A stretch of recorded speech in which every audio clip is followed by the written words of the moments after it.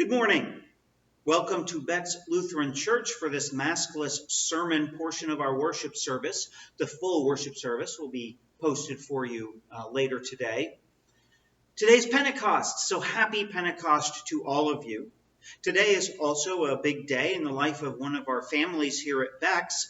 We are thankful to be baptizing Alexander this morning and to be confirming Jaden. Two brothers who are both going to be undertaking important steps today. We have a couple of other things to mention. Our council on Sunday last week made the decision that Beck's would be moving back into the sanctuary for worship on June 6th. June 6th, the first Sunday in June, we'll be moving back into the sanctuary.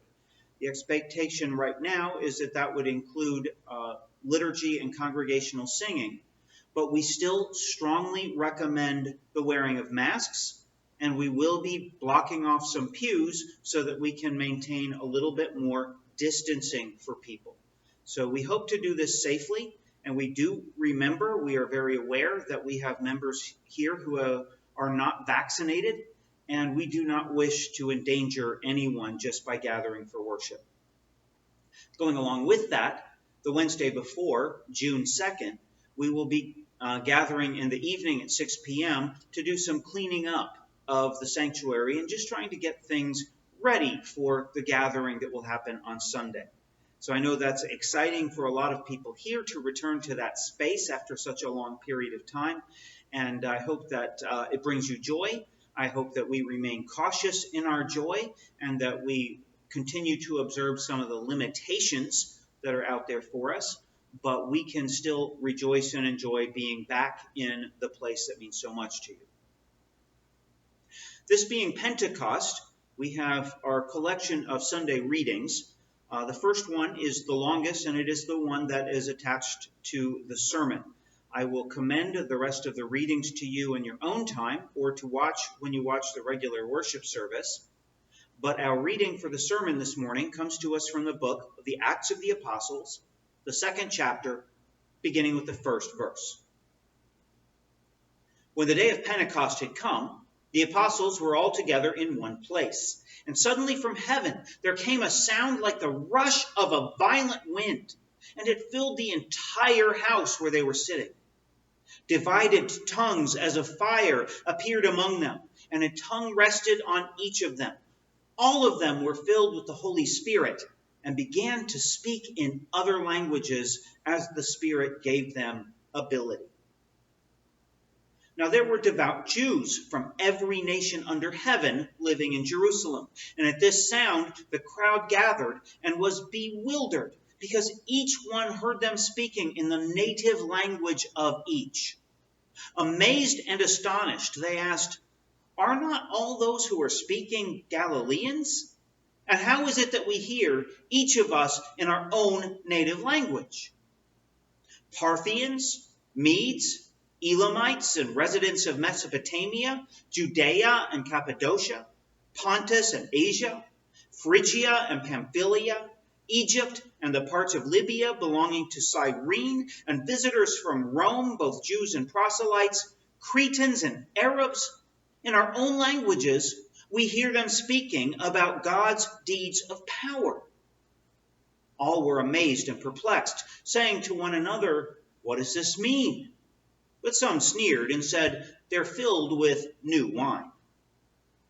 But Peter, standing with the 11, raised his voice and addressed them. "Men of Judea and all who live in Jerusalem, let this be known to you, and listen to what I say. Indeed, these are not drunk as you suppose, for it's only 9 o'clock in the morning. No, this is what was spoken through the prophet Joel. In the last days it will be, God declares, that I will pour out my Spirit upon all flesh, and your sons and your daughters shall prophesy, and your young men shall see visions, and your old men shall dream dreams. Even upon my slaves, both men and women, in those days I will pour out my Spirit, and they shall prophesy. And I will show portents in the heaven above and signs on the earth below, blood and fire and smoky mist. The sun shall be turned to darkness, and the moon to blood, before the coming of the Lord's great and glorious day. Then everyone who calls on the name of the Lord shall be saved. Here ends our reading.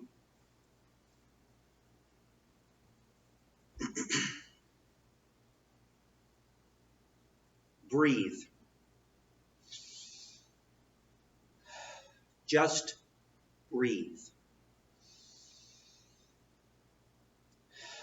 In and out. Just breathe. The air around you, it's there all the time. Everywhere you go. Even when we're masked, as we still recommend for church at least. The moving, blowing, drifting air surrounds you and fills you everywhere, all the time. Sometimes you can really get a sense of it living, moving, touching you. If you were outside, you could hear it in the trees. You could see the trees moving around. You could feel it in your hair. You could feel it on your face. The birds out there, all around us, they use it to support them everywhere they go. The bugs around us do the same. It holds them aloft, allows them to soar. Breathe. And you can feel the air come into your lungs and fill them, expanding your chest or belly.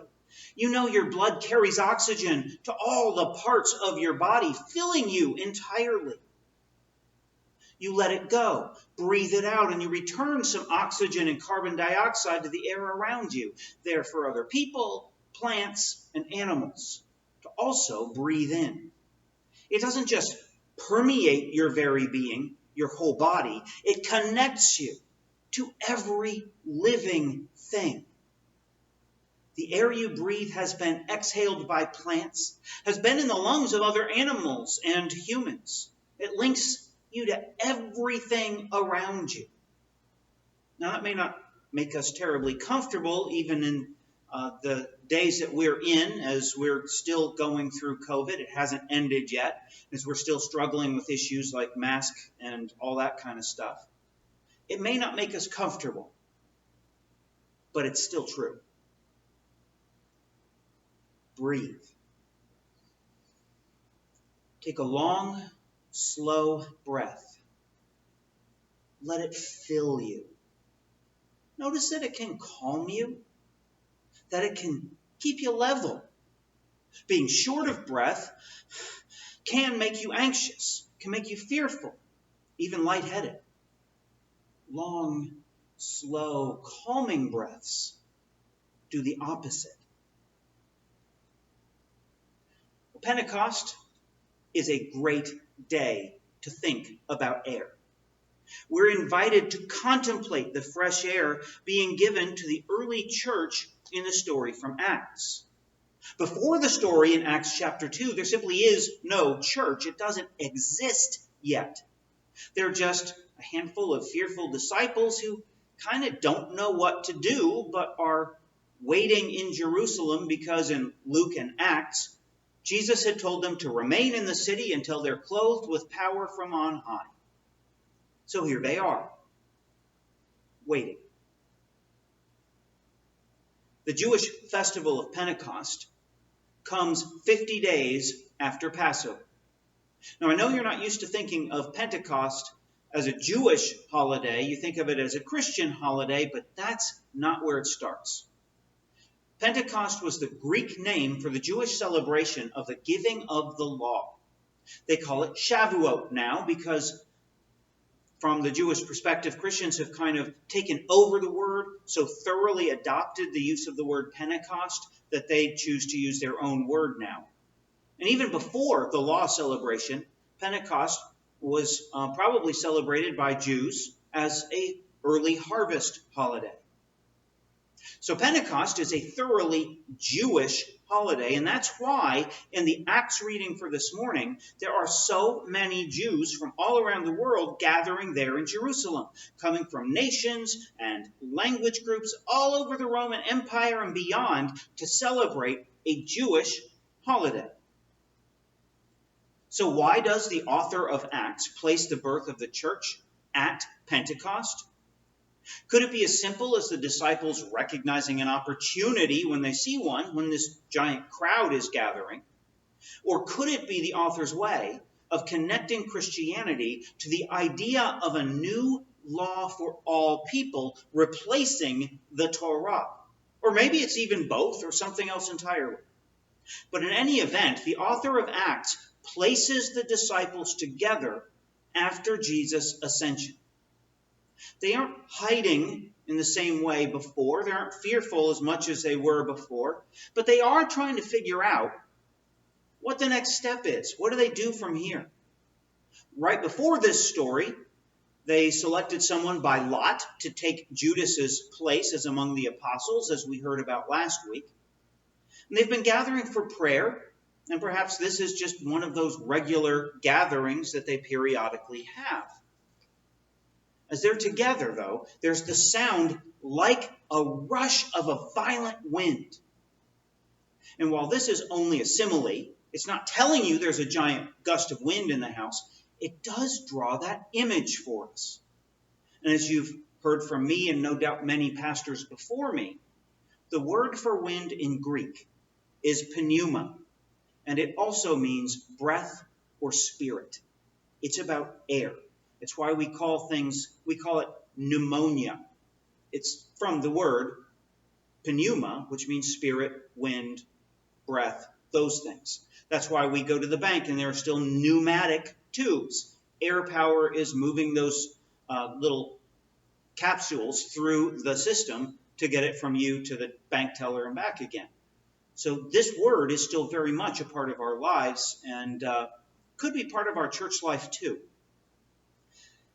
I wonder if it might even be fair to say that the ancient Jews and Christians didn't really have a word for spirit at all, just wind and breath. Maybe that's why the word spirit can be so hard for us to define in religious terms. We're thinking too abstractly in a way when we should be noting the breath in our bodies and the wind all around us. Now, surely it can't be as obvious as all that, we think. And yet the ancients constantly described this kind of presence in terms of wind, air, breath. Maybe we should let ourselves be more concrete in this. The sound like a mighty wind is the signal of God's presence all around them. The signal of the fulfillment of the power from on high that Jesus promises the disciples before the ascension. It's what gets behind them, and like the breeze powering a sailboat, moves them in a new direction.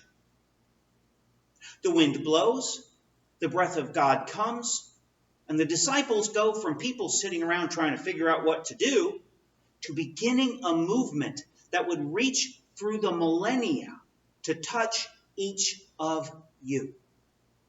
The wind blows and the people begin to realize that they can understand one another after all. This international crowd of Jews gathered for Pentecost, they realize that even language isn't an insurmountable barrier.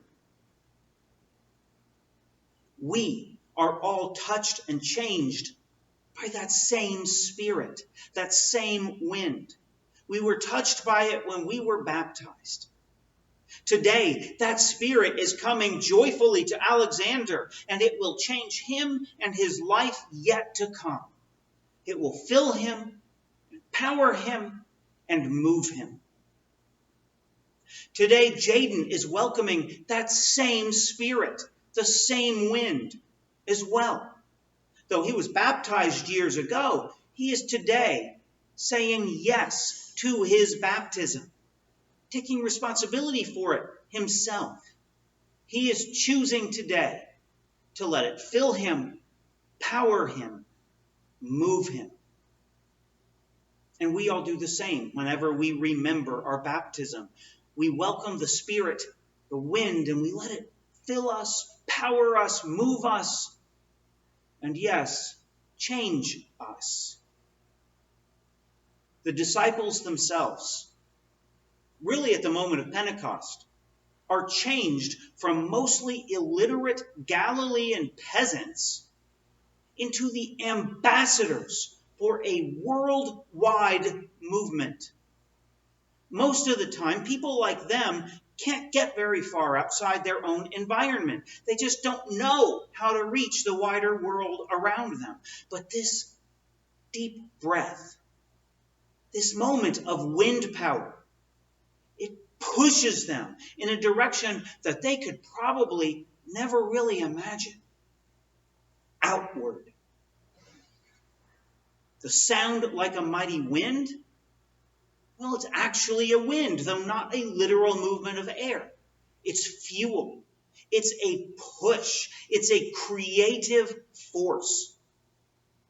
Now, the disciples aren't turned inward towards themselves anymore, or even towards their own people.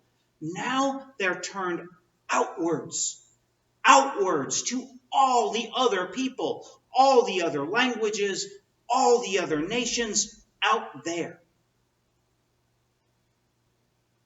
Now it's easy. It's so easy. It's too easy to want to just sit and talk, maybe pray, think about the Apostles' Creed or the Ten Commandments or something. Just stay isolated in a little corner of the church, dimly lit, thinking about our own existence and ourselves.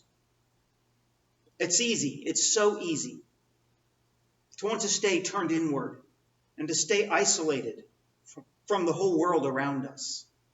We have a word for that. It's called inertia. Sometimes, honestly, we don't want to be moved. And often, we really don't want to change.